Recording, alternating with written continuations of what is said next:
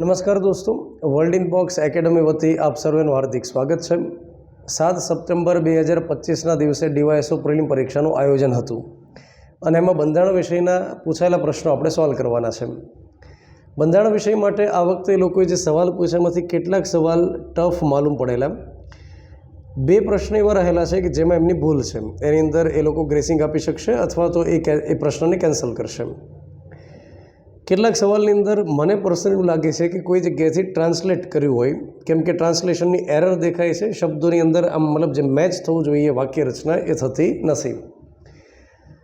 હવે GPSC board જે પ્રશ્નો પૂછે છે એની અંદર આપણે ચોક્કસ કહી શકીએ કે ફેક્ચ્યુઅલ માહિતી કરતાં એ લોકો કેસ સ્ટડી પૂછે, કોન્સેપ્ટ્સ પૂછે અને વિધાનવાળા સ્વરૂપની અંદર સવાલોની સંખ્યા વધારે રાખે। તો જે વિદ્યાર્થીઓને કોન્સેપ્ટ એકદમ ક્લિયર હશે એમને પ્રશ્ન નહીં થાય। બીજી બાબત એ રહેલી છે કે જીપીએસસી બોર્ડ જે પરીક્ષાઓ લે છે એની અંદર આપણે પ્રેડિક્ટ કરી શકીએ કે આ પ્રકારના ટૉપિકમાંથી સવાલ વધારે રહેશે એવું આપણે હવે ચોક્કસથી કહી શકીએ, કેમ કે પેટર્ન લગભગ એક સમાન પ્રકારની દેખાય છે। એક પછી એક પ્રશ્નો આપણે શરૂ કરીએ એની પહેલાં વર્લ્ડ ઇનબોક્સ એકેડમી ભાવનગર ખાતે નવી બેચ શરૂ થવા જઈ રહી છે, કેટલીક એના વિશે માહિતી લઈ લઈએ। સૌથી પહેલાં તો જે વિદ્યાર્થીઓ ટેટ અને ટાટની પરીક્ષાને ટાર્ગેટ કરતા હોય એ વિદ્યાર્થીઓ સુધી માહિતી પહોંચાડીએ। 22 સપ્ટેમ્બરથી આપણે એક સ્પેશિયલ બેચ મૂકીએ છીએ ટેટ 1-2 માટે અને ટાટ માટે, જેનો સમય સાંજે 6 થી 8નો રહેશે। એ જ રીતે એક નવી સ્પેશિયલ જનરલ બેચ આપણે શરૂ કરીએ છીએ 15 તારીખથી 15 સપ્ટેમ્બર 2025ના દિવસથી, અને આ બેચનો સમય રહેશે બપોરે 2 થી 4। આજે જનરલ બેચ આપણે શરૂ કરીએ છીએ દોસ્તો, એ મૂળ રીતે આપણે એવું કહી શકીએ કે આગામી સમયની અંદર 2026ની અંદર ઘણી બધી એક્ઝામ્સ આવનારી છે। તલાટી, સીસીઈ, એ જ રીતે વનપાલ, ફોરેસ્ટ ગાર્ડ, ત્યાર પછી અન્ય પરીક્ષાઓની અંદર આપણે વાત કરીએ તો કોન્સ્ટેબલ, પીએસઆઈ જેવી પરીક્ષાઓ, પોલીસ ભરતી પણ આવતા વર્ષે લેવાશે। તો આ બધાની અંદર તમને કામ લાગે એ પ્રકારે વિષયોને જનરલ બેચમાં ભણાવવામાં આવે। જનરલ બેચની અંદર પહેલા વીકની અંદર જે ડેમો લેક્ચર્સ રહેલા છે એ આગળ ફોટા રહેલા છે ફેકલ્ટીઓના, અને જે વિદ્યાર્થીઓને ઇન્ટરેસ્ટ હોય એ ચોક્કસથી પોતાનું નામ રજિસ્ટર્ડ કરાવી શકે।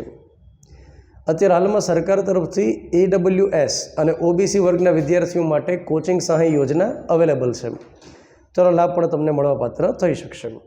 ચાલો હવે પછી એક સવાલ આપણે ભણીએ। સૌથી પહેલો સવાલ એ રહેલો છે કે નીચેનામાંથી નાણાં પંચની ભલામણનો કયો લાભ છે?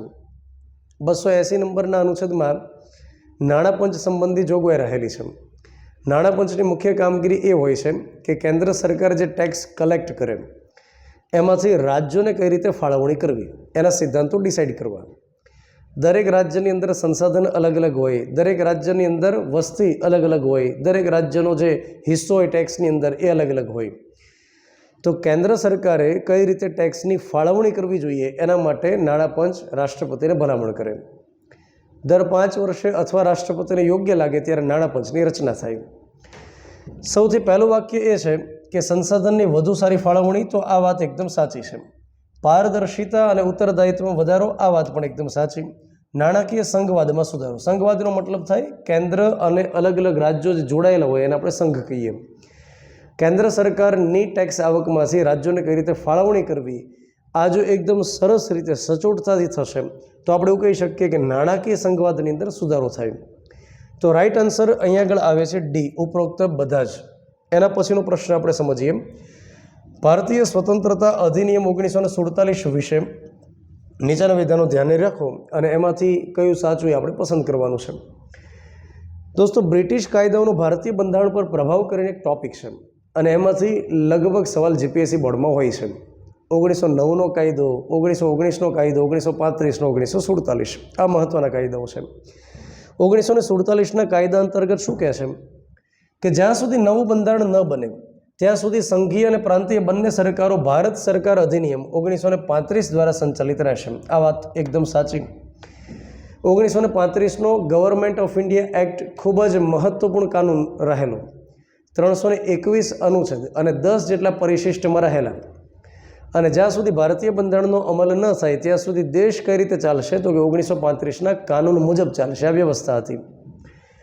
આ કાયદાએ ભારતીય રાજ્યો પર તાજના આધિપત્યનો અંત આવ્યો, તો આ વાત પણ એકદમ સાચી છે કે બ્રિટિશ તાજનો જે પ્રભાવ હતો ભારતીય સંઘ ઉપર એ ખતમ થઈ ગયો।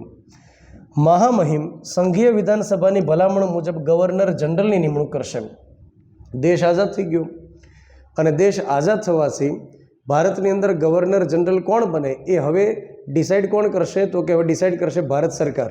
એ સમયે જે જવાહરલાલ નહેરુની અધ્યક્ષતામાં સરકાર હતી એને પૂછવાનું હતું કે નવા ગવર્નર જનરલ કોણ બને. છેલ્લા જે વાઇસરોય હતા એ કોણ હતા? Mountbatten. અને આઝાદ ભારતના સૌથી પહેલાં ગવર્નર જનરલ કોણ બન્યું? એ માઉન્ટ બેટન બન્યા. પણ માઉન્ટ બેટન ગવર્નર જનરલ બને કે ન બને એ હવે ભારતની સરકાર ડિસાઇડ કરશે, ભારત સરકાર ભલામણ કરશે, નહીં કે કેન્દ્રીય ધારાસભા. તો એ જે શબ્દ વાપર્યો કે સંઘીય વિધાનસભાની ભલામણથી એ ન આવે, એ સમયની જે ભારત સરકાર હતી એની ભલામણથી હતું, કેન્દ્રીય ધારાસભાની ભલામણ નહોતી. એટલે આ એક વાક્ય ખોટું. એનો મતલબ એ થાય કે આપણો રાઇટ આન્સર આવશે એમ. ચાલો એના પછીનો પ્રશ્ન આપણે સમજીએ. કેન્દ્રીય તકેદારી આયોગ સેન્ટ્રલ વિજિલન્સ કમિશનના મુખ્ય હેતુઓ ક્યાં છે?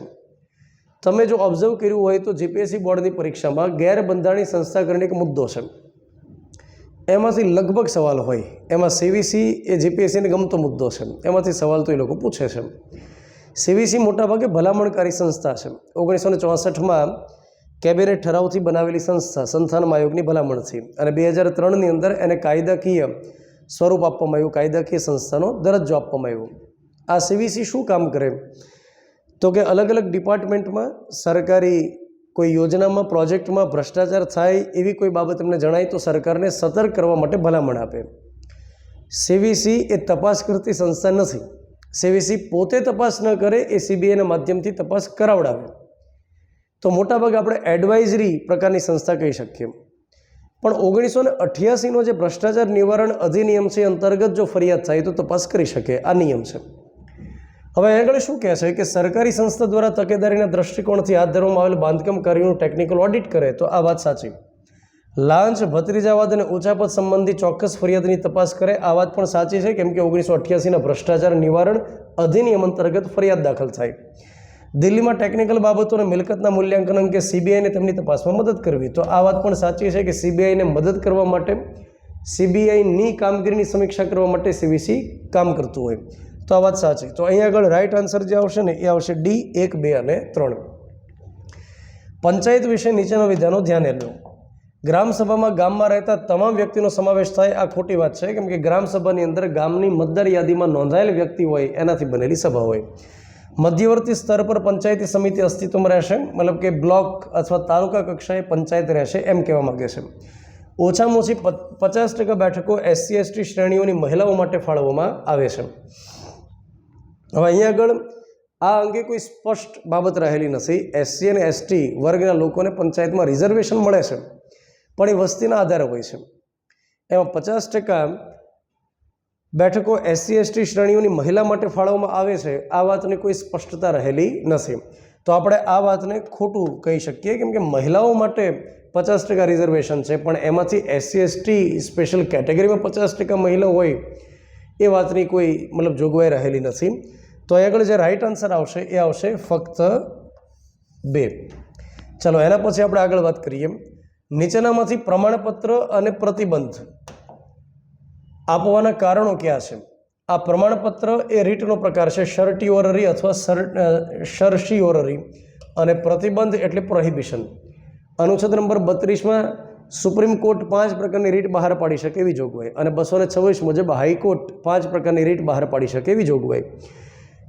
એમાંની એક રીટનો પ્રકાર છે શર્ટિયોરરી અને એક બીજો પ્રકાર છે પ્રોહિબિશન. સૌથી પહેલાં આપણે એ વાત કરીએ કે આ પ્રકારની રીટ ક્યારે સુપ્રીમ કોર્ટ બહાર પાડે, તો કે જ્યારે કોઈ નીચલી અદાલત, કોઈ ન્યાયિક સંસ્થા અથવા કોઈ વહીવટી તંત્ર એવો કોઈ નિર્ણય આપે, એવો કોઈ ચુકાદો આપે કે જેથી કરીને સામેવાળા વ્યક્તિને એવું લાગે કે આ ગેરવાજબી નિર્ણય છે, અયોગ્ય નિર્ણય છે, તો પ્રમાણપત્ર લેવા માટે સુપ્રીમ કોર્ટમાં અરજી કરી શકે કે માય બાપ આ મને જે નિર્ણય આપ્યો નીચલી અદાલતે અથવા વહીવટ તંત્રે, સરકારી કોઈ કચેરીએ, એ નિર્ણય ગેરવાજબી છે. સુપ્રીમ કોર્ટ એની સમીક્ષા કરે અને સુપ્રીમ કોર્ટ પ્રમાણપત્ર આપે કે જે લેવાયેલો નિર્ણય છે યોગ્ય છે કે અયોગ્ય.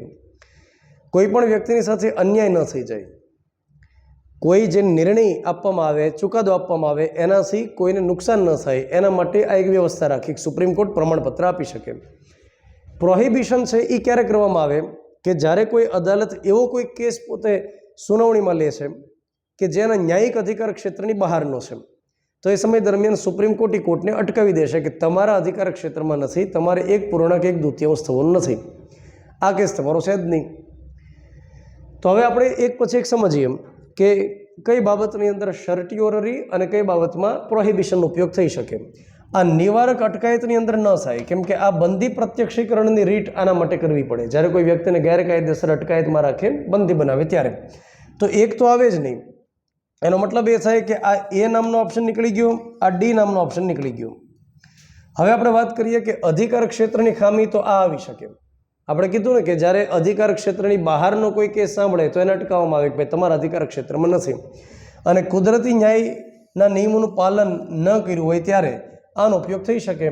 જ્યારે કોઈ સંસ્થા, સરકારી કચેરી અથવા અદાલત કોઈ પણ વ્યક્તિને મન ફાવે ચુકાદો આપી દે, અયોગ્ય નિર્ણય આપી દે, તો જે તે વ્યક્તિની પાસે અધિકાર હોય સુપ્રીમ કોર્ટમાં જાય અને એક સર્ટિફિકેટ લઈ શકે.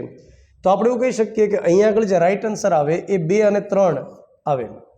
ત્યાર પછી આપણે આગળ વાત કરીએ, નીચેનામાંથી ઝોનલ કાઉન્સિલના ઉદ્દેશો ક્યાં નથી? હવે જો ઝોનલ કાઉન્સિલ છે એ એક કાયદાકીય સંસ્થા છે અને 1956ની અંદર કાયદો બનાવી ઝોનલ કાઉન્સિલની રચના કરવામાં આવી, જેને આપણે ક્ષેત્રીય પરિષદ એવું કહી શકીએ. ઉત્તર, દક્ષિણ, પૂર્વ, પશ્ચિમ અને મધ્યસ્થ એમ 5 પ્રકારની ઝોનલ કાઉન્સિલ હોય. ઝોનલ કાઉન્સિલના કયા ઉદ્દેશ નથી એમ પૂછ્યું છે. હવે એક પછી એક વાક્ય આપણે વાંચીએ. રાષ્ટ્રીય એકીકરણને આગળ ધપાવવું, તો આ વાત સાચી રહેલી છે. નેશનલ ઇન્ટિગ્રેશન, ઝુમખાઓ બનાવે ને, ઝુમખાઓ બનાવે, જેમ કે આપણું ગુજરાત છે એ કઈ ઝોનની અંદર આવે? તો ઓબ્વિયસ છે કે ગુજરાત પશ્ચિમ ઝોનની અંદર આવે. તો વેસ્ટર્ન ઝોનલ કાઉન્સિલનો ગુજરાત ભાગ છે, તો એમાં ગુજરાત છે, ગોવા છે, દીવ દમણ દાદરા નગર હવેલી છે, તો આ બધા ઝોનલ કાઉન્સિલમાં ગુજરાતની સાથે આવે. મહારાષ્ટ્ર છે. હવે અહીંયા આગળ શું ઘટના બને કે ગુજરાત, મહારાષ્ટ્ર, ગોવા, દીવ દમણ દાદરા નગર હવેલી એમની વચ્ચે શું થાય? એક પ્રકારે સમન્વય થાય, ઇન્ટિગ્રેશન થાય, સંકલન થાય. એ જ રીતે દરેક જે ઝોનલ કાઉન્સિલ કામ કરે એના કારણે રાષ્ટ્રીયકરણને વેગ મળે. તો આ વાત તો સાચી રહેલી છે. કેન્દ્ર અને રાજ્યોને સહકાર અને વિચારો અને અનુભવોનું આદાન પ્રદાન કરવા માટે સક્ષમ બનાવવું, આ વાત સાચી રહેલી છે. કાઉન્સિલની ભલામણોના આધારે લેવામાં આવેલા નિર્ણયોના અમલીકરણ પણ દેખરેખ રાખવી. ત્યાર પછી સહકારનું વાતાવરણ સ્થાપિત કરવું. મતલબ કે અહીંયા આગળ ઝોનલ કાઉન્સિલના ઉદ્દેશ 4 છે. અહીંયા આગળ સવાલ એ પૂછો કે કયું નથી, તો યાદ રાખો કે જે પ્રશ્ન પૂછ્યો ને એમાં ભૂલ છે. અહીંયા કયું છે એવી રીતે જો હોય ને તો જવાબ શું આવી શકે? 1, 2, 3 અને 4. પણ એ શું પૂછે? કયું નથી, તો આમાં તો બધા છે, એટલે જવાબ કોઈ મેચ થતો નથી. એટલે આ જે પ્રશ્ન રહેલો છે એમાં ખામી જણાય છે. એના પછીનો પ્રશ્ન આપણે સમજીએ. ભારત સત્તાના વિભાજનના સિદ્ધાંતનું પાલન કરે છે, પરંતુ તેમાં નિયંત્રણ અને સંતુલનની પ્રણાલીઓ પણ છે. ખાસ કરીને ભારત જેવા લોકશાહીમાં આ વ્યવસ્થા શા માટે જરૂરી છે?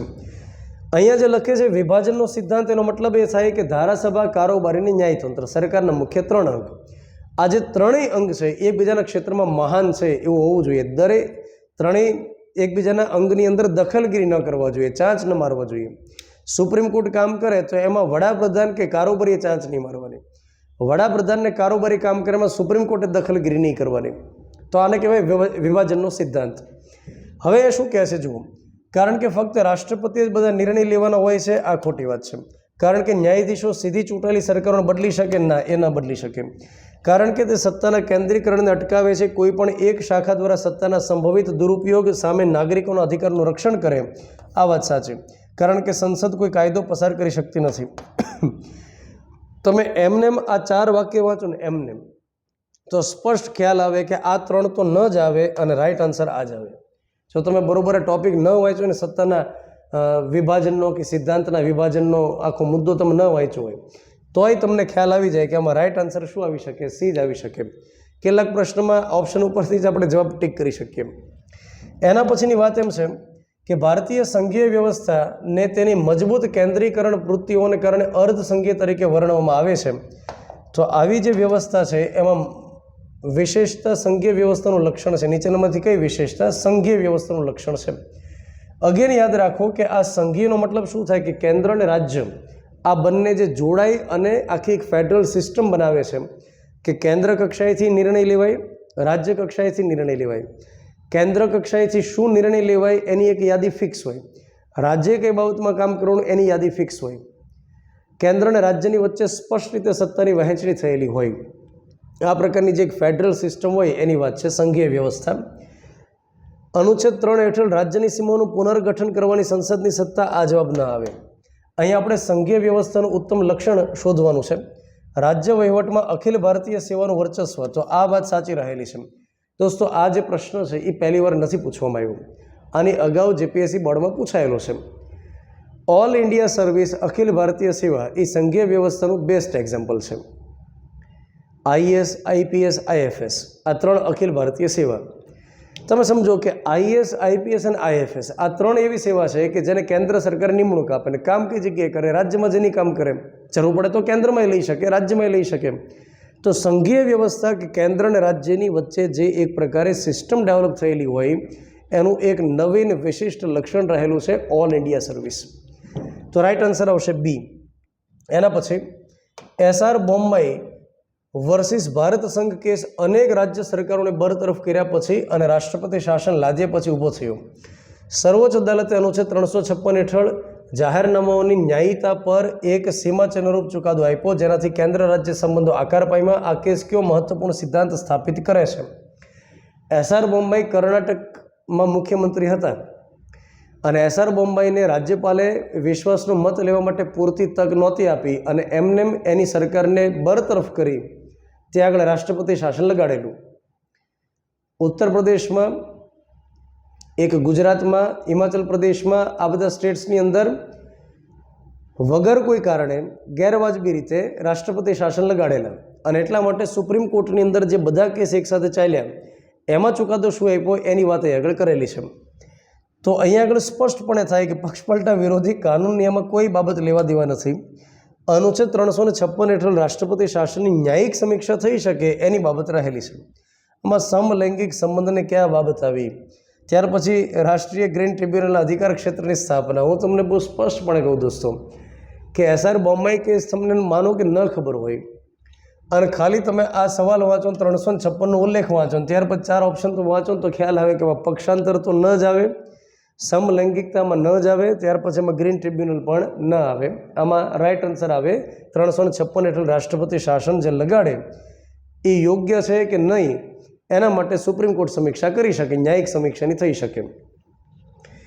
એક જાહેર હિતની અરજી તમામ ચૂંટણીમાં મતદાન ફરજિયાત બનાવવાની માંગ કરે છે કારણ કે મતદાનની ટકાવારી ઓછી છે અને આ માટેનો સૌથી મજબૂત બંધારણીય વિરોધી દલીલ શું હોઈ શકે? મતલબ કે કોઈ વ્યક્તિ માનો કે જાહેર હિતની અરજી કરે સુપ્રીમ કોર્ટ, હાઈકોર્ટમાં કે ફરજિયાત રીતે મતદાન કરવું જોઈએ કોઈ પણ ચૂંટણીમાં કેમ કે મતદાનની ટકાવારી ઓછી હોય છે. તો ફરજિયાત મતદાન કરવા માટે જો પીએલ કરવામાં આવે તો એનો વિરોધ કરવો હોય કે તમે આ પીએલ ન કરી શકો તો એના માટે મજબૂત દલીલ શું હોઈ શકે? તો સૌથી પહેલી બાબત એ છે કે આ તે અનુચ્છેદ હેઠળ વિવેક બુદ્ધિની સ્વતંત્રતાનું ઉલ્લંઘન કરે, તે નાગરિક ફરજને કાનૂની જવાબદારી સાથે જોડે છે, અપ્રમાણસર રીતે હાંસ્યમાં ધકેલાઈ ગયેલા જૂથને અસર કરે છે અને ગુપ્ત મતદાન સુરક્ષા નબળી પાડે. હવે ગુપ્ત મતદાનને તો આમાં કોઈ અસર કરતી નથી. ફરજિયાત માનો કે મત દેવા માટે કોઈ જાય તો એની અંદર ગુપ્ત મતદાનને ક્યાં અસર થવાની છે? તો આ વિધાન તો ખોટું. અપ્રમાણસર રીતે હાંસ્યમાં ધકેલાઈ ગયેલા જૂથોને અસર કરે તો આની કોઈ બાબત જ નથી. મતલબ જે વંચિત વર્ગ હોય એની વાત છે, એસસી, એસટી, ઓબીસી વગેરે, એને તો કોઈ નુકસાન થવા નથી. ફરજિયાત મતદાન કરે તો એને શું નુકસાન થાય? નાગરિક ફરજને કાનૂની જવાબદારી સાથે જોડે છે તો આ ખોટી બાબત છે. પણ હા, રાઈટ આન્સર આવે કે વિવેક બુદ્ધિની સ્વતંત્રતાનું ઉલ્લંઘન કરે. કોઈને મત દેવો, કોઈને ન દેવો એની અભિવ્યક્તિની બાબત છે અને જો ફરજિયાત મતદાન કરવામાં આવે તો એ પોસિબલ નહીં મળે. એની જે સ્વતંત્રતા છે વિવેક બુદ્ધિ અભિવ્યક્તિની એની પર અસર થાય. તો રાઈટ આન્સર જે આવે એ આવે. ત્યાર પછી આપણે આગળ વાત કરીએ. મ્યુનિસિપલ કોર્પોરેશન જાહેર આરોગ્ય કટોકટીનો હવાલો આપીને પુનર્વસન વિના ઝૂંપડીઓ તોડી પાડે તો કયું અધિકાર વિશ્લેષણ સૌથી સુસંગત છે? અહીં આગળ એવું કહેવા માગે છે કે કોઈ પણ શહેરની અંદર મ્યુનિસિપલ કોર્પોરેશન માની લો કે જાહેર આરોગ્ય કટોકટી એટલે કે કોરોના વાયરસ જેવી કોઈ માનો કે બીમારી હોય કે XYZ કોઈ રોગ હોય એનો હવાલો આપી અને પુનર્વસન વિના મતલબ કે પહેલાં અન્ય કોઈ વ્યવસ્થા કરે નહીં અને એની પહેલાં ઝૂંપડપટ્ટી તોડી પાડે કે ભાઈ આ ઝૂંપડપટ્ટી રાખવાથી ચેપી રોગનો ફેલાવો થશે એમ કરીને ઝૂંપડપટ્ટી તોડી પાડે તો કયું અધિકાર વિશ્લેષણ સૌથી સુસંગત છે? તો અહીંયા આગળ કાર્યવાહી યોગ્ય પ્રક્રિયાને અનુસરે છે અને પ્રમાણસર છે કે નહીં. ત્યાર પછી ઝૂંપડપટ્ટીમાં રહેતા લોકોને પૂરતું રાજકીય પ્રતિનિધિત્વ આપવામાં આવ્યું કે નહીં. એમાં રાજકીય પ્રતિનિધિત્વની કોઈ બાબત જ નથી આવતી. રાજકીય પ્રતિનિધિત્વની આમાં ક્યાં જરૂરિયાત છે? રાજ્ય આવાસ માટેના તેના નિર્દેશક સિદ્ધાંતોનું પાલન કર્યું છે કે નહીં એની કોઈ સમીક્ષા કરવાની નથી હોતી. વૈકલ્પિક જાહેર આરોગ્ય પગલાં પહેલાં પૂર્ણ કરવામાં આવ્યા કે નહીં. તો અહીંયા આગળ જે રાઇટ આન્સર આવશે ને દોસ્તો એ છે ડી. જ્યારે કોઈ ઝૂંપડપટ્ટી પાડે કે અન્ય કોઈ પણ પ્રકારના નિર્ણય કરે કે જે આવાસ હોય તોડી પાડે, તો એ સમય દરમિયાન સૌથી પહેલાં જે આરોગ્ય તંત્ર છે, મ્યુનિસિપલ કોર્પોરેશન છે, એમણે જાહેર આરોગ્ય સુધારવા માટે અન્ય જરૂરી પગલાં પહેલાં લીધા હતા કે ડાયરેક્ટ ત્યાં આગળ બુલડોઝર લઈને પહોંચી ગયા, એ સૌથી પહેલાં ચેક કરવું પડે. તો સૌથી પહેલાં જો પગલાં પૂર્ણ પ્રમાણમાં લીધા હોય અને તેમ છતાંય રોગ અટકેમ ન હોય તો પછી આ નિર્ણય લેવો પડે. ત્યાર પછી આગળ આપણે વાત કરીએ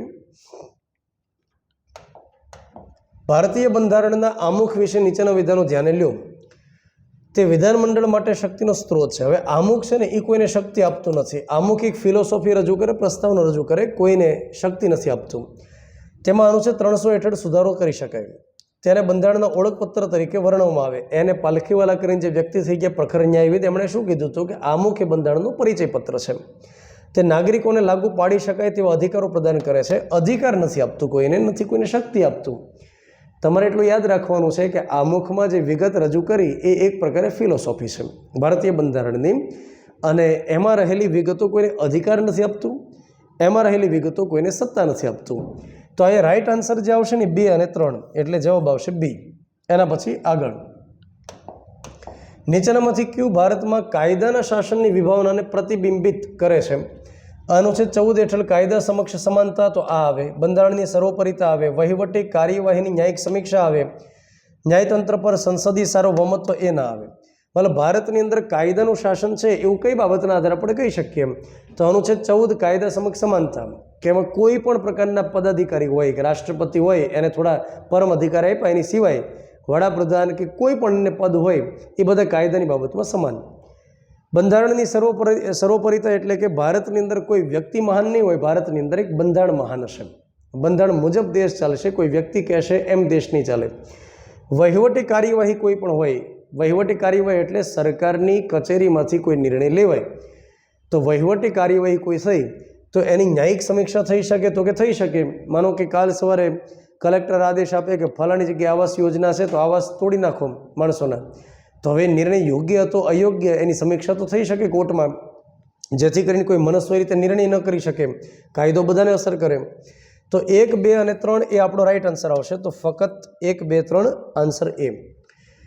ત્યાર પછીનો સવાલ એ છે કે ભારતના બંધારણની નીચેની વિશેષતાઓ ધ્યાને લો. હવે આ જે સવાલ છે એમાં એટલી બધી અસ્પષ્ટતાઓ રહેલી છે કે જવાબ આપવો એકદમ મુશ્કેલીવાળો છે. ફક્ત મૂળભૂત અધિકારો જ નહીં પણ કાનૂની અધિકારના અમલ માટે પણ અનુચ્છેદ 226 હેઠળ રીટ કરી શકાય. આ હાઈકોર્ટની અંદર રીટ કરી શકાય, આ વાત સાચી. તેના પ્રાદેશિક અધિકાર ક્ષેત્રમાં આવતી તમામ ગૌણ અદાલત પર દેખરેખ. હવે અહીંયા પહેલાં તો ઉલ્લેખ નથી કર્યો કે હાઈકોર્ટ માટેની વાત છે કોની, પણ આપણે ધારી લઈએ કે ઉપર 226માં હાઈકોર્ટની વાત છે, તો આ બીજું વાક્ય પણ હાઈકોર્ટ સંબંધી હશે. હાઈકોર્ટના પ્રાદેશિક અધિકાર ક્ષેત્રમાં આવતી તમામ ગૌણ અદાલત ઉપર દેખરેખ હાઈકોર્ટ રાખી શકે, આ વાત સાચી.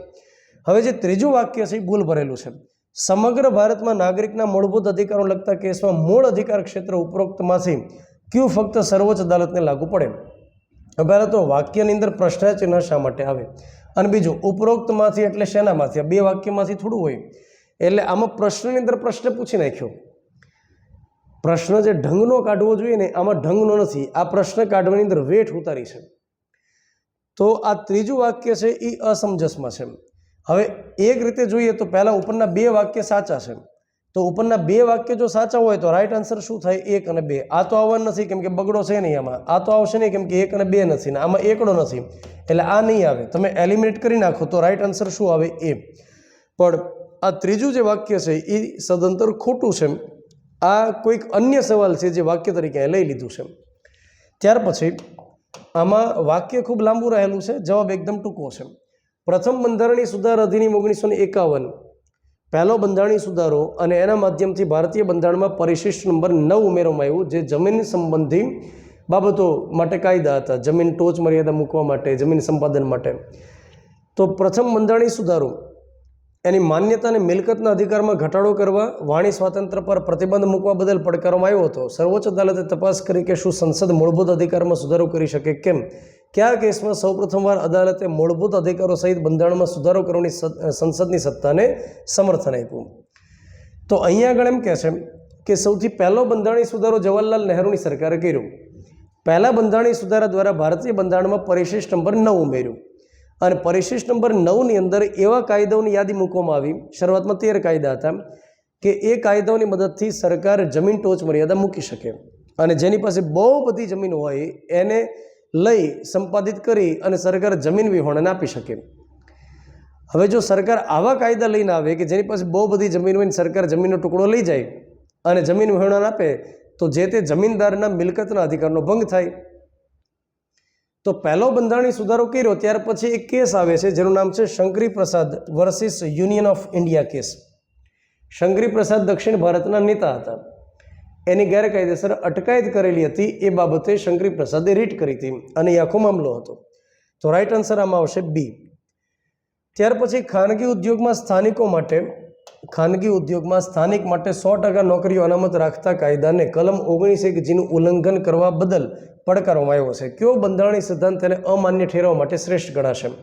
મતલબ કે કોઈ પણ ખાનગી એકમમાં એવું ડિસાઇડ કરવામાં આવે કે આ એકમમાં, આ ફેક્ટરીમાં, આ કંપનીમાં અમે 100% જે કર્મચારી રાખશું એ અહીંના લોકલ જ રાખશું, બહારના રાજ્યના, બહારના પ્રદેશના અમે નહીં રાખીએ. હવે જો આવો નિર્ણય કોઈ કંપની કરે તો ઓબ્વિયસ છે કે 19(1)નો ભંગ થાય. 19(1)માં લખ્યું દેશના કોઈ પણ ભાગમાં વ્યાપાર વ્યવસાય કરવાનો અધિકાર. તો કોઈ પણ ખાનગી કંપનીમાં 100% નોકરી અનામત રાખે ત્યાંના પ્રદેશ માટે, ત્યાંના સ્થાનિક માટે, તો બહારથી આવેલા લોકોના 19(1)નો ભંગ થાય તો કયા બંધારણીય સિદ્ધાંત મુજબ આને આ જે નિર્ણય છે એને ગેરમાન્ય ઠેરવી શકાય? તો પ્રમાણસરતાનો સિદ્ધાંત, મૂળભૂત માળખાનો સિદ્ધાંત, કાયદા સમક્ષ સમાનતાનો સિદ્ધાંત કે રાજનીતિનો માર્ગદર્શક સિદ્ધાંત? તો અહીંયા આગળ પ્રમાણસરતાનો સિદ્ધાંત એવી કોઈ બાબત નથી. મૂળભૂત માળખાનો સિદ્ધાંત આમાં આવતો નથી. આમાં કાયદા સમક્ષ સમાનતા જે રહેલું છે એ આપણે કહી શકીએ. એક રીતે કહેવું હોય તો આપણે એવું કહેવાય કે કાયદાની બાબતમાં સૌ સમાન, તો તમે ભેદભાવ ન કરી શકો એવું આપણે કહી શકીએ. અનુચ્છેદ 39માં તો એવી રીતે જોગવાઈ છે કે સરકાર ભૌતિક સંસાધનનું નિયંત્રણ એવી રીતે કરશે કે સામૂહિક હિતનું સર્વોત્તમ સાધન બને અને એ બધી સરકારને લાગુ પડે ને, ખાનગી કંપનીને લાગુ ન પડે. તો 39 નંબરમાં બીજી વિગતે લખી છે કે સરકાર ધનનો અહિતકારી સંગ્રહ અટકાવશે, સ્ત્રી પુરુષ બંનેને સમાન કામ માટે સમાન વેતન, પછી બાળકો હોય કે ઔદ્યોગિક કામદાર હોય એની તંદુરસ્તી જોખવાય ને એ રીતે સરકાર પ્રયાસ કરશે વગેરે. તો આ રાઈટ આન્સર સી આવે. એના પછી ઇન્દિરા સાહાની વિરુદ્ધ તમે જોયું હશે કે હવે આ લોકો જે સવાલ પૂછે છે એમાં મોટા મોટા વાક્યો રાખે છે.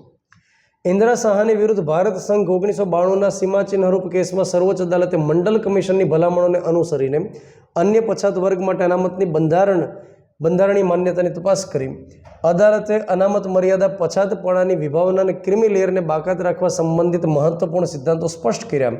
આ ચુકાદામાં નીચેનામાંથી કયો ચુકાદો આપવામાં આવ્યો? બહુ સિમ્પલ બાબત છે કે ઇન્દિરા સાહાની કેસ આવે એટલે એક જ વિગત યાદ આવે કે સામાન્ય સંજોગમાં અનામત 50%થી વધુ ન જોઈએ. એકદમ સરળ સિમ્પલ બાબત છે. ભાગ નંબર 3માં અનુચ્છેદ 16 તમે જ્યારે ભણો ત્યારે આ વિગત તમારા અચૂકથી ભણવાની અંદર આવે. ઇન્દિરા સાહાની કેસ અને અનામત માટેની જે મર્યાદા હોય 50% નિર્ધારિત કરેલી. ચાલો એના પછી કટોકટી દરમિયાન અનુચ્છેદ 21ના સંકુચિત અર્થઘટન માટે habeas corpus case ADM Jabalpur 1976ની ઘણીવાર ટીકા કરવામાં આવે છે. કે.એસ. પુટ્ટાસ્વામીના ચુકાદાએ તેને પરોક્ષ રીતે કેવી રીતે રદ કર્યું? તો અહીંયા આગળ હું તમને દોસ્તો એમ સમજાવું કે કટોકટી દરમિયાન ઇન્દિરા ગાંધીએ જે આંતરિક અશાંતિના બહાના હેઠળ કટોકટી લગાડેલી અને એમણે ગેરકાયદેસર અનેક વ્યક્તિઓની અટકાયત કરાવેલી. હવે જે વ્યક્તિને અટકાયત કરી હોય એ વ્યક્તિ સુપ્રીમ કોર્ટમાં એ સમયે બંદી પ્રત્યક્ષીકરણ માટે રીટ ન કરી શકે એવી રીતે આ કેસની અંદર સુપ્રીમ કોર્ટે જણાવેલું. સુપ્રીમ કોર્ટે શું કીધું કે કટોકટી દરમિયાન સરકાર કોઈની ગેરકાયદેસર અટકાયત કરાવે તેમ છતાંય સુપ્રીમ કોર્ટમાં રીટ ન કરી શકે, કટોકટી શરૂ છે એટલા માટે. તો અનુચ્છેદ 21નું એકદમ સંકુચિત અર્થઘટન એ સમય દરમિયાન હતું. આ જે કેસ છે એની ખૂબ બધી ટીકા ટિપ્પણી દેશની અંદર કરવામાં આવી. હવે 2017ની અંદર કેસ આવેલો, કેસ પુટ્ટાસ્વામી કેસ, આધાર કાર્ડને લગતો કેસ આપણે ગણી શકીએ, જેના માધ્યમથી સુપ્રીમ કોર્ટે શું કીધું કે right to privacy is a fundamental right. દરેક નાગરિકને અંગતતાનો અધિકાર છે. તો આ કેસ પુટ્ટાસ્વામી કેસની અંદર અગાઉનો જે હેબિયસ કોર્પસ કેસ હતો એડીએમ જબલપુરવાળો, એમાં અનુચ્છેદ 21નું જે એકદમ સંકુચિત અર્થઘટન હતું, તો એને ફેરવી નાખી અને આ કેસની અંદર સુપ્રીમ કોર્ટે મહત્વપૂર્ણ કઈ બાબત કીધી એમ કહેવા માગે છે, કટોકટી દરમિયાન પણ મૂળભૂત અધિકારોને સ્થગિત કરી શકાતા નથી તેવું જાહેર કરીને આવું કેસ પુટ્ટાસ્વામી કેસમાં સુપ્રીમ કોર્ટે નહોતું કીધું. જીવનના અધિકારમાં સ્વતંત્રતા જેવા અવિભાજ્ય અધિકારોનો સમાવેશ થાય જે બંધારણીય લખાણની બહાર અસ્તિત્વ ધરાવે તેની પુષ્ટિ કરીને આ વાત સાચી છે. ન્યાયિક સમીક્ષા મૂળભૂત માળખાનો ભાગ છે તેવું જાહેર કરીને અનુચ્છેદ 19ને વિસ્તૃત કરીને ગોપનીયતાને વાણી સ્વાતંત્ર્યના એક પાસા તરીકે સમાવીને, તો આ વાત ખોટી છે, કેમ કે કેસ પુટ્ટાસ્વામી કેસમાં રાઇટ ટુ પ્રાઇવસી છે અને અનુચ્છેદ 21 અંતર્ગત ઇન્ક્લુડ કર્યું હતું, અનુચ્છેદ 19 અંતર્ગત નહીં. અને એમાં શું તમે 4 ઓપ્શન વાંચો ને તો એમાં સ્પષ્ટ ખ્યાલ આવે કે પેપર સેટર જે હોય ને એને સૌથી વધારે તકલીફ આ જે ઓપ્શન છે ને બનાવવા માટે થઈ હોય, બાકીના એકદમ ટૂંકા ઓપ્શન છે અને આ ઓપ્શન બનાવવામાં તકલીફ થઈ હોય ને આ ઓપ્શન શા માટે બનાવ્યું હોય, કેમ કે જવાબ આવતો હોય ને એટલા માટે બનાવવો પડ્યો હોય. તો રાઇટ આન્સર બી છે. એમાં શું કીધું સુપ્રીમ કોર્ટે કે આ જે મૂળભૂત અધિકાર છે ને, જે મૂળભૂત અધિકાર એ સ્વતંત્રતા મતલબ જીવનના અધિકારમાં સ્વતંત્રતા જેવા અવિભાજ્ય અધિકારોનો સમાવેશ થઈ જાય, સ્વતંત્રતા. અને બંધારણમાં લખે કે ન લખે એ કહેવાની જરૂરિયાત નથી, એ માની જ લેવાની બાબત છે કે સ્વતંત્રતા મૂળભૂત અધિકારની અંદર એકદમ ફંડામેન્ટલ છે. તો બંધારણમાં કોઈ જગ્યાએ લખ્યું હોય કે ન લખ્યું હોય આપણે માની જ લેવાનું કે સ્વતંત્રતા રહેલી છે. તો જ્યારે આ કેસ આવ્યો હતો કે જેની અંદર કોઈ વ્યક્તિને અટકાયતમાં લીધા, સુપ્રીમ કોર્ટમાં અરજી કરેલી, રીટ કરી હતી બંધી પ્રત્યક્ષીકરણ માટેની, એ રીટને સુપ્રીમ કોર્ટે રદ કરી હતી, કટોકટી દરમિયાન અમે આ રીટને ન સાંભળી શકીએ, તો એને આખું ફેરવી નાખ્યું. શું કીધું કે દરેક નાગરિકને સ્વતંત્ર રહેવાનો અધિકાર છે, ગેરકાયદેસર અટકાયત ન કરી શકાય, કોઈ પણ જગ્યાએ સ્પષ્ટ લખાણ બંધારણમાં હોય કે ન હોય, સ્વતંત્રતા અવિભાજ્ય અંગ જ છે, માની જ લેવાનું છે. આવી વિગત રજૂ કરેલી હતી સુપ્રીમ કોર્ટે. એના પછી બંધારણમાં સમાવિષ્ટ લઘુમતીઓ અને સંઘીય રાજવ્યવસ્થાના રક્ષણ સાથે સંસદ પ્રત્યે જવાબદાર સંસદીય સરકારનો સ્ત્રોત નીચેનામાંથી કયો છે? આ પ્રશ્ન દોસ્તો ટફ પડી શકે, કેમ કે દરેક જે કોંગ્રેસના અધિવેશન છે એના વિશેની માહિતી જો આપણી પાસે હોય તો આપણે આ પ્રશ્નનો જવાબ આપણે આપી શકીએ, અધરવાઇઝ આપવો થોડો ટફ પડે. તમે અનુમાન લગાડીને કદાચ જવાબ આમાં દઈ શકો, બાકી વાંચ્યું હોય એક્ઝેક્ટલી તમે જવાબ આપો એવી શક્યતા ઓછી છે. 1918 ભારતીય રાષ્ટ્રીય કોંગ્રેસનું મુંબઈ અધિવેશન એ નહીં આવે, ભારતીય કોમનવેલ્થ બિલ એ નહીં આવે, કોંગ્રેસના મદ્રાસ અધિવેશનનો ઠરાવ એ પણ નહીં આવે. અહીંયા આગળ તમે સમજો કે આપણને એમ પૂછે છે કે લઘુમતી હોય અને સંઘીય રાજવ્યવસ્થાના રક્ષણ સાથે સંસદ પ્રત્યે જવાબદાર સંસદીય સરકારનો સ્ત્રોત, સંસદીય સરકારનો સ્ત્રોત જે લેવામાં આવ્યો બંધારણમાં જે અત્યારે દેખાય છે એ આમાંથી કઈ જગ્યાએ સૌથી પહેલી વાર ઉલ્લેખિત હતો? તો 1918ની અંદર જે મુંબઈ ખાતે રાષ્ટ્રીય કોંગ્રેસ અધિવેશન યોજાણું એની અંદર આ સંબંધી કોઈ બાબતો રહેલી નહોતી. એમાં અન્ય કેટલીક બાબતો હતી, જેમ કે પ્રાંતીય ધારાસભા છે એની અંદર સભ્ય સંખ્યાની અંદર વધારો થાય એ સંબંધી બાબતો હતી. ભારતીય કોમનવેલ્થ બિલ્સ જે રહેલું છે એની અંદર અધિકાર સંબંધી વિગત રહેલી હતી. મદ્રાસ અધિવેશનમાં પણ અધિકાર સંબંધી કેટલીક વિગતો હતી, પણ નહેરુ સમિતિનો જે અહેવાલ છે એમાં સંસદીય ઢબની શાસન વ્યવસ્થા સંબંધી પ્રેરણા રહેલી એવું આપણે કહી શકીએ. તો રાઇટ આન્સર આવશે ડી, જેને આપણે નહેરુ રિપોર્ટને બંધારણની બ્લુ પ્રિન્ટ કહીએ છીએ. એક કેસ કે લોકસભા ચૂંટણી દરમિયાન 16.41 લાખ મતદાર લાયક હતા, જેમાંથી 10.26 લાખ મતદારોએ મતદાન કર્યું અને XYZ પક્ષના ઉમેદવાર કુલ મતદાનના 50.91% મત સાથે જીત્યા. પક્ષ XYZ પક્ષના ઉમેદવારને ચૂંટાયેલા જાહેર કરવાનું મુખ્ય કારણ શું હતું? ઉમેદવારે કુલ મતદાનના અડધાથી વધુ મત મેળવ્યા, ઉમેદવારે બધા સ્પર્ધકમાં સૌથી વધુ મત મેળવ્યા, ઉમેદવારોએ કુલ લાયક મતદારની સંખ્યાના અડધાથી વધુ મત મેળવ્યા કે અન્ય પક્ષ સાથે ગઠબંધન કરાર કરવામાં આવ્યો. એકદમ સરળ પ્રશ્ન રહેલો છે, પપલા જેવો. જ્યારે હું બંધારણ ભણાવું દોસ્તો એ સમય દરમિયાન હંમેશા હું કહું કે લોકસભાની ચૂંટણી જ્યારે થાય ત્યારે ગમે એટલા ઉમેદવાર ભાગ લઈ શકે એક જ બેઠક ઉપરથી, ગમે એટલા, અને એમાં જે વ્યક્તિને સૌથી વધુ મત મળે એ વ્યક્તિ હંમેશા વિજેતા બને. હું ઘણીવાર વિદ્યાર્થીઓને આ મુદ્દો સમજાવવા માટે એક્ઝામ્પલ પણ આપું કે કોઈ એક બેઠક રહેલી છે અને ત્યાં આગળ અલગ અલગ ઉમેદવાર છે કે એક મીઠી છે, ત્યાર પછી એક ભોપો છે, ત્યાર પછી એક ભોથો છે, ત્યાર પછી કોઈ એક લગરાભાઈ છે, માનો કે આ પ્રકારે અલગ અલગ છે. હવે કુલ મતદાનની સંખ્યા માનો કે 20 હોય, એમાંથી મીઠીને 8 મત મળ્યા, ભોપાને 2 મત મળ્યા, એક ભોપાનો એક એની ભોપીનો, ત્યાર પછી ભોથાને 5 મત મળ્યા અને લગરાને 5 મત મળ્યા. ટોટલ મતદાર કેટલા હતા? 20. હવે આમાં એવો નિયમ નથી કે જેને 11 મત મળે એ વિજેતા બને, એવો નિયમ નથી.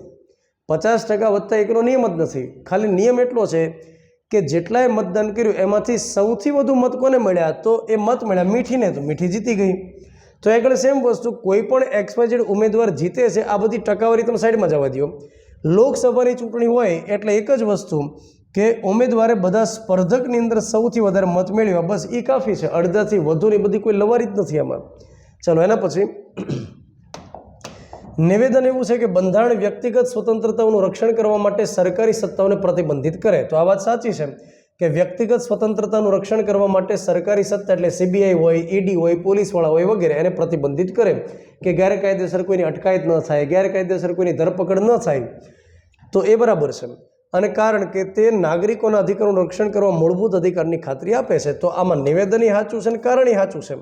એટલે આપણે એવું કહી શકીએ કે નિવેદન કારણ બંને સાચા અને કારણ એ નિવેદનની સાચી સમજૂતી છે. એમ કે ભાઈ વ્યક્તિગત સ્વતંત્રતાનું રક્ષણ કરવા માટે સરકારી સત્તાને પ્રતિબંધિત કરે, કારણ કે નાગરિક અધિકારનું રક્ષણ કરવા માટે મૂળભૂત અધિકાર ખાતરી આપે છે. એના પછી નિવેદન એ છે કે કટોકટીના કારણે પ્રેસની સ્વતંત્રતા સહિત નાગરિક સ્વતંત્રતાઓ સ્થગિત થઈ ગઈ, કારણ કે સરકારે બંધારણની કલમ 352નો ઉપયોગ કરી આંતરિક અશાંતિને કાબૂમાં લેવા માટે કટોકટી જરૂરી હોવાનો દાવો કર્યો હતો. તો આમાં નિવેદન સાચું છે અને કારણ સાચું. આ ઇન્દિરા ગાંધીના સમયમાં જે આંતરિક અશાંતિના બહાના હેઠળ કટોકટી હતી એનો સવાલ છે. એ સમય દરમિયાન ઇન્દિરા ગાંધીની સરકારે કટોકટીના કારણે પ્રેસની સ્વતંત્રતા સહિત નાગરિક સ્વતંત્રતાને સ્થગિત કરી દીધી હતી, કારણ કે 352નો ઉપયોગ કરી આંતરિક અશાંતિને કાબૂમાં લેવા માટે કટોકટી જરૂરી હોવાનો દાવો કરવામાં આવ્યો હતો. તો આમાં નિવેદન સાચું ને કારણ સાચું, ને કારણ યોગ્ય સમજ પણ છે. તો આપણે એવું કહી શકીએ કે બંને સાચા અને કારણ વિધાન માટે યોગ્ય સમજૂતી આપે છે. એના પછી નીચેનામાંથી કયો બંધારણના અનુચ્છેદ 21નો ભાગ છે? અનુચ્છેદ 21નું વિસ્તૃત અર્થઘટન કરવામાં આવેલું છે. કોઈ એવી કલમ ભાગ્ય હશે કે જેનું અર્થઘટન 21 કલમની જેટલું કર્યું હશે. અનુચ્છેદ 21માં જીવન જીવવાનો અધિકાર સંકુચિત નથી, એકદમ વિસ્તૃત એવો અધિકાર છે કે જેમાં પ્રતિષ્ઠાનો અધિકાર આવે જેથી કરીને જાહેરમાં કોઈનું અપમાન ન કરી શકાય. પછી ડૉક્ટરની સહાયનો મતલબ ઇમરજન્સી સારવારનો અધિકાર અને વિદેશમાં જવાનો અધિકાર. તો રાઈટ આન્સર આવશે 1, 2 અને 3. એકદમ સરળ સવાલ રહેલો છે. એના પછી દોસ્તો ભારતના સંઘીય માળખા વિશે નીચેના વિધાનો ધ્યાને લ્યો. ભારતની બંધારણીય વ્યવસ્થા મૂળભૂત રીતે સંઘી છે, પરંતુ તેમાં નોંધપાત્ર એકાત્મક તત્વો પણ સામેલ છે. આ ઘસાઈ ગયેલો પ્રશ્ન અને વાક્ય રહેલું છે કે ભારતની અંદર સંઘીય વ્યવસ્થા ખરી, પણ અમેરિકા જેવી સંઘીય વ્યવસ્થા નહીં. ભારતની અંદર કેન્દ્રને વધારે સત્તા રહેલી છે રાજ્યની કમ્પેરમાં. તો આપણે એવું કહી શકીએ કે થોડું કેન્દ્ર સરકાર બાજુ કે એકાત્મક બાજુ થોડું ઢળેલું છે એવું આપણે કહી શકીએ. તેમાં નોંધપાત્ર એકાત્મક તત્વો સામેલ છે. ભારતીય સંઘને સ્વાયત્ત રાજ્યો વચ્ચેના કોઈપણ કરાર અથવા કરારનું પરિણામ ગણી શકાય નહીં. આ વાક્ય સાચું છે. હું તમને એમ સમજાવું કે અમેરિકાની અંદર જે USA બન્યું શરૂઆતની અંદર જ્યોર્જ વોશિંગ્ટનના સમયમાં, એ સમય દરમિયાન અલગ અલગ એ સમય દરમિયાન 13 જેટલા રાજ્યો ભેગા થયા હતા અને રાજ્ય વચ્ચેના કરારનું પરિણામ હતું, સમજૂતીનું પરિણામ હતું. જ્યારે ભારત સંઘ બન્યો ત્યારે ડૉક્ટર B.R. આંબેડકરે કહેલું કે ભારતની અંદર રાજ્યોની વચ્ચેની સમજૂતીનું પરિણામ આ સંઘ નથી, કોઈ સમજૂતી કરેલી નથી.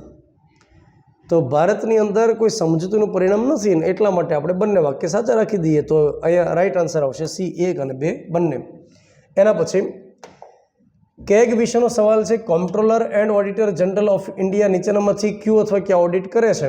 તો નાણાકીય અને અનુપાલન ઓડિટ. મતલબ આ જે પ્રશ્ન છે થોડો ટેકનિકલ પ્રશ્ન છે, થોડો કોદવાળો છે. એક બાબત ખ્યાલ હોય આપણને, 148 થી 151 સુધી ભણીએ એમાં 149ની અંદર કેગની ફરજો લખાયેલી છે અને એમાં આ મુદ્દાનો સમાવેશ નથી પાછો. નાણાકીય અને અનુપાલન audit, financial and compliance audit, શાસન નીતિ સામાજિક ઓડિટ, ગવર્નન્સ પોલિસી અને સોશિયલ ઓડિટ. આ પણ રાઈટ આન્સર આવશે. કામગીરી ઓડિટ અને ઇલેક્ટ્રોનિક ડેટા પ્રોસેસિંગ ઓડિટ. મતલબ કે કેગ જે રહેલા છે કેન્દ્ર સરકાર, રાજ્ય સરકારના ડિપાર્ટમેન્ટ, એમાં જે બજેટની ફાળવણી થઈ એ બધી જ બાબતો જે નાણાં વપરાઈ ગયા હોય એનું ઓડિટિંગ કરી શકે, એ સમીક્ષા કરી શકે, જેમાં 3 બાબતોનો સમાવેશ થાય. આ ટેકનિકલ એની બાબત છે. તો રાઈટ આન્સર આવશે 1, 2 અને 3. એના પછી પંચાયત અનુસૂચિત વિસ્તારનું વિસ્તરણ અધિનિયમ, જેને પૈસા તરીકે ઓળખવામાં આવે, તે 1996માં 9 રાજ્યોના આદિવાસી પ્રદેશમાં પંચાયતની જોગવાઈ લાગુ કરવા માટે ઘડવામાં આવ્યો, જેમાં 5મા અનુસૂચિત વિસ્તારોનો સમાવેશ થાય. નીચેનામાંથી કયું રાજ્ય 5મા અનુસૂચિત ક્ષેત્રમાં સામેલ નથી? ગુજરાત એની અંદર આવે છે, મહારાષ્ટ્રમાં આવે છે, હિમાચલ પ્રદેશ આવે છે અને પશ્ચિમ બંગાળ એમાં આવતું નથી. અત્યારે હાલમાં 10 એવા રાજ્ય છે કે જેને પરિશિષ્ટ નંબર 5 અંતર્ગત ઇન્ક્લુડ કર્યા છે. જે એવા આદિવાસી વિસ્તાર રહેલા છે કે જે આ મે ત્રિમીના હોય, આસામ, મેઘાલય, ત્રિપુરા અને મિઝોરમ, તો એના માટે થઈ પરિશિષ્ટ 6 છે. આ 4 રાજ્ય આ મે ત્રિમી સિવાયના જે રાજ્યો જે આદિવાસી વિસ્તાર હોય તો ત્યાં પંચાયત કઈ રીતે લાગુ થાય એના માટે 10 રાજ્યો છે. ગુજરાત એમાંનું એક રાજ્ય છે. તો ગુજરાત, મધ્યપ્રદેશ, રાજસ્થાન, મહારાષ્ટ્ર, ગુજરાતના 4 પાડોશી જે રહેલા છે એ બધા આવી ગયા. ત્યાર પછી આપણે આગળ વાત કરીએ તો બિહાર છે, ઝારખંડ છે, ત્યાર પછી હિમાચલ પ્રદેશ છે, તેલંગાણા, આંધ્રપ્રદેશ, આ બધા રાજ્યોનો સમાવેશ એમાં થાય. એમાં પશ્ચિમ બંગાળનો સમાવેશ કરવામાં આવતો નથી. ત્યાર પછી નીચેનામાંથી ગ્રામ પંચાયતની કઈ કઈ જવાબદારીઓ છે? તો આ જે પ્રશ્ન પૂછ્યો ને એ ક્યાંથી પ્રશ્ન પૂછ્યો? તો પરિશિષ્ટ નંબર 11માંથી સવાલ પૂછ્યો. પરિશિષ્ટ નંબર 11, જેમાં કેટલા કાર્યોની યાદી છે? 29 જેટલા કાર્યોની યાદી છે. એ કાર્યોમાંથી બેઠા ઉપાડ્યા છે. તો જ્યારે પંચાયતી રાજ આપણે ભણીએ ને ત્યારે હું આખું એક લિસ્ટ વિદ્યાર્થીઓને દેખાડતો હોય કે આ 29 કાર્યો છે, 1-2 વખત વાંચીને જવા, જેથી કરીને પરીક્ષામાં પૂછાય તો તમને ખ્યાલ આવી જાય કે આ હશે અથવા નહીં હોય. તો આ વિગત આપણે રજૂ કરેલી કે આ 1-2 વખત તમારે વાંચીને જવા, જેથી સ્ટ્રાઇક થઈ જાય. તો પહેલો જે ઓપ્શન છે એ રાઈટ છે. એના પછી આ પણ ઓપ્શન રાઈટ, અને ત્રીજો જે ઓપ્શન છે 3 બાબત પરિશિષ્ટ નંબર 11માં લખાયેલી છે. તો રાઈટ આન્સર આવશે 1, 2 અને 3. એના પછી મેનકા ગાંધી વિરુદ્ધ ભારત સંઘ 1978નો કેસ નીચેનામાંથી કઈ કલમ સાથે સંબંધિત છે? તો જીપીએસસીની બેચોમાં આપણે હંમેશા આ મુદ્દો ભણાવેલો છે કે મેનકા ગાંધીનો પાસપોર્ટ જ્યારે સરકારે જપ્ત કર્યો એ સમય દરમિયાન સુપ્રીમ કોર્ટમાં અરજી કરવામાં આવી કે મારો પાસપોર્ટ શા માટે જપ્ત કર્યો એનું કારણ આપ્યું નથી. તો એ સમય દરમિયાન અનુચ્છેદ 21નું વિસ્તૃત અર્થઘટન કર્યું અને શું કીધું કે અનુચ્છેદ 21 અંતર્ગત જીવન જીવવાના અધિકારના ભાગરૂપે દરેક નાગરિકને વિદેશમાં જવાનો અધિકાર છે અને વિદેશમાંથી પરત આવવાનો અધિકાર છે. અનુચ્છેદ 19(1)D અંતર્ગત ભારતમાં હરવા ફરવાનો અધિકાર છે અને વિદેશમાં જવા માટે અનુચ્છેદ 21. તો રાઈટ આન્સર આવશે અનુચ્છેદ 21, વ્યક્તિની સ્વતંત્રતા, વ્યક્તિગત સ્વતંત્રતા. એના પછી અત્યાર સુધીમાં નીચેના ભૂતપૂર્વ વડાપ્રધાન, રાષ્ટ્રપતિઓમાંથી કોને ભારત રત્ન એવોર્ડ મળ્યો છે? તો આ પ્રકારના સવાલો અગાઉ પણ પરીક્ષામાં જોવા મળેલા. કોને ભારત રત્ન મળેલો, કોને ન મળેલો? જવાહરલાલ નહેરુને મળેલો, ઇન્દિરા ગાંધી, ચૌધરી ચરણસિંહને તો છેલ્લે 2024ની અંદર એના માટે ડિક્લેર હતું, 2025માં એને જ થયું, મતલબ 2025માં જ એના માટે આપવામાં આવ્યું. ચૌધરી ચરણસિંહ, LK અડવાણી, કર્પૂરી ઠાકોર, PV નરસિમ્હા રાવ અને MS સ્વામિનાથન. ત્યાર પછી લાલ બહાદુર શાસ્ત્રીને મળી ગયો, અટલ બિહારી વાજપેયીને મળી ગયો, મોરારજીભાઈ દેસાઈ, જેને તો પાકિસ્તાનનો સરોજ પુરસ્કાર નિશાને પાક પણ મળ્યો, રાજેન્દ્ર પ્રસાદ જેઓ રિટાયર્ડ થયા 1962માં, ત્યારે ભારત રત્નથી સન્માનિત કર્યા. સર્વપલ્લી રાધાકૃષ્ણ એને પહેલા વર્ષે જ આપી દેવામાં આવ્યું. APJ અબ્દુલ કલામ, પ્રણવ મુખર્જી. તો એનો મતલબ એ થાય કે 1, 2, 3 અને 4. રાઈટ આન્સર આવશે D. ત્યાર પછી આગળ આપણે ચર્ચા કરીએ. ન્યાયાધીશ KS પુટ્ટાસ્વામી વિરુદ્ધ ભારત સંઘના કેસમાં સુપ્રીમ કોર્ટે પુનરોચ્ચાર કર્યો કે ભારતીય બંધારણના અનુચ્છેદ 21 હેઠળ ગોપનીયતાનો અધિકાર મૂળભૂત અધિકાર છે. આ વાત સાચી રહેલી છે. Right to privacy is a fundamental right. આ કેસ પુટ્ટાસ્વામી કેસમાં કહેવામાં આવ્યું. તમિલનાડુ રાજ્ય વિરુદ્ધ તમિલનાડુના રાજ્યપાલના ચુકાદામાં સર્વોચ્ચ અદાલતે જાહેર કર્યું કે રાજ્યપાલ દ્વારા ખરડાઓને મંજૂરી આપવાની અથવા રાષ્ટ્રપતિને મોકલવાની બાબતનો સમાવેશ ન્યાયિક સમીક્ષામાં થાય છે. આ વાત પણ સાચી. એપ્રિલ 2025નો કેસ છે. તમિલનાડુ સરકારે સુપ્રીમ કોર્ટમાં તમિલનાડુ રાજ્યના રાજ્યપાલની સામે કેસ કર્યો કે અમે જે બિલ મોકલાવીએ એને પેન્ડિંગ કરી દેશે, પોતાની પાસે રાખી દેશે, અથવા તો પુનઃ વિચારણા માટે મોકલીને પછી રિજેક્ટ કરે છે, અથવા અમારા જે બિલ હોય રાષ્ટ્રપતિની મંજૂરી માટે મોકલે છે ત્યાંથી પરત આવવામાં વાર લાગે છે. મતલબ અમારે જે કામ કરવાનું હોય તમિલનાડુમાં કરી શકતા નથી.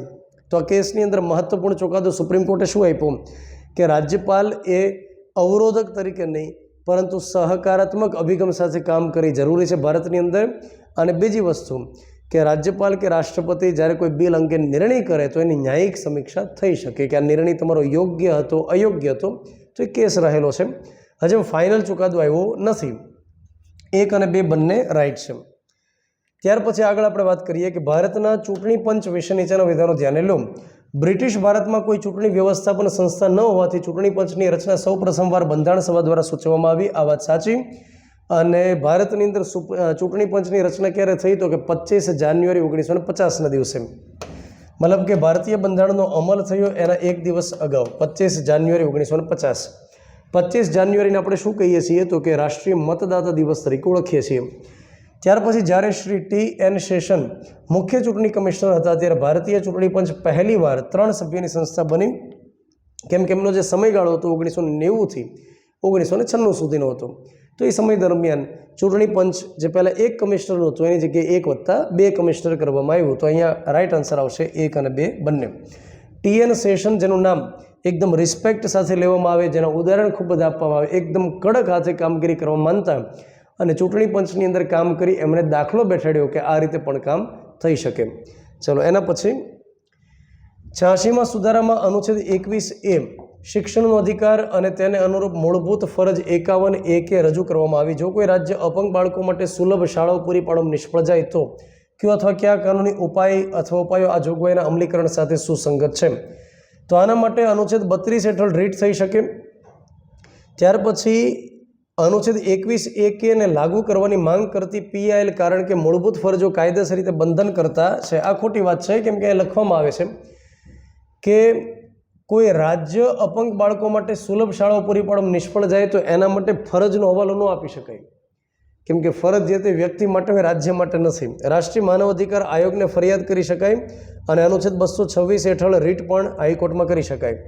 તો 1, 3 અને 4 એ રાઇટ આન્સર આવશે C. એના પછી નીચેના બંધારણીય પદાધિકારીઓમાંથી કોને સંસદની 2/3 બહુમતી દ્વારા તેમના પદ પરથી દૂર કરી શકાય અને તે સંખ્યા હાજર અને મતદાન કરતા અડધાથી વધુ સભ્યોની હોવી જોઈએ? મેં જ્યારે બેચની અંદર ભણાવ્યું ત્યારે સમજાવેલું કે સુપ્રીમ કોર્ટના જજ, એક હાઈકોર્ટના જજ, એક કેગ અને એ જ રીતે ચૂંટણી પંચના મુખ્ય કમિશનર આટલા પદાધિકારી એવા છે કે જેને દૂર કરવા માટે એક સમાન પ્રક્રિયા રહેલી છે, જેને આપણે એવું કહી શકીએ કે મહાભિયોગ જેવી પ્રક્રિયા બોલી શકાય. મહાભિયોગ એક્ઝેક્ટ ન બોલાય. સંસદના બંને ગૃહોમાંથી હાજર રહીને મત આપેલા 2/3, પરંતુ તે કુલ સંખ્યાના 50%થી વધારે હોવા જોઈએ. અહીં આગળ રાષ્ટ્રપતિ નહીં આવે, સમજો, કેમ કે રાષ્ટ્રપતિ માટે કુલ સંખ્યાના 2/3 જોઈએ. કુલ સંખ્યાના અહીંયા શબ્દ લખ્યો હાજર, તો એ ખોટી બાબત છે. તો રાષ્ટ્રપતિ નહીં આવે. કેગ આવશે, સર્વોચ્ચ અદાલત, વડી અદાલત અને ચૂંટણી પંચના કમિશનર. ભલે સ્પષ્ટતા ન કરી હોય પણ તેમ છતાં જવાબ આવે. મુખ્ય કમિશનરને દૂર કરવા માટે પ્રક્રિયા હોય છે, અન્ય કમિશનર માટે પ્રક્રિયા આ નથી હોતી. તો રાઇટ આન્સર આવશે 2, 3 અને 4. ચલો એના પછી નીચેનામાંથી કોણ એવા વડાપ્રધાન છે કે જેમણે સૌથી લાંબો સમય અખંડ કાર્યકાળ ભોગ્યો વચ્ચે ગેપ પડ્યા વગર? તો માનનીય આદરણીય જવાહરલાલ નહેરુ. મતલબ રાઇટ આન્સર આવશે C. જવાહરલાલ નહેરુ 1946માં વચગાળાની સરકારમાં વડાપ્રધાન બન્યા. તો 1964 સુધી એ વ્યક્તિ વડાપ્રધાન રહેલા સળંગ. તો આ DYSOની પરીક્ષાની અંદર પૂછવામાં આવેલા બંધારણના પ્રશ્નો. આપણે એવું ચોક્કસ કહી શકીએ કે બંધારણના જે પ્રશ્ન પૂછવામાં આવ્યા એમાં કેટલાક પ્રશ્નોની અંદર થોડું ટફ રહેલું છે, પણ તેમ છતાં ઓપ્શન બરાબર વાંચવામાં આવે અને થોડી હિંમત પરીક્ષા દરમિયાન રાખવામાં આવે તો પ્રશ્ન થાય એ પ્રકારના પ્રશ્નો વળી પાછા હતા નહીં કે જેની અંદર તમને ન જ આવડી શકે એવું નહોતું. તો આ પ્રકારના વિડીયો સાથે ફરી પાછા ભેગા થશું. કોમેન્ટની અંદર તમે રિસ્પોન્સ આપી શકશો. જય હિન્દ, જય ભારત. Thank you.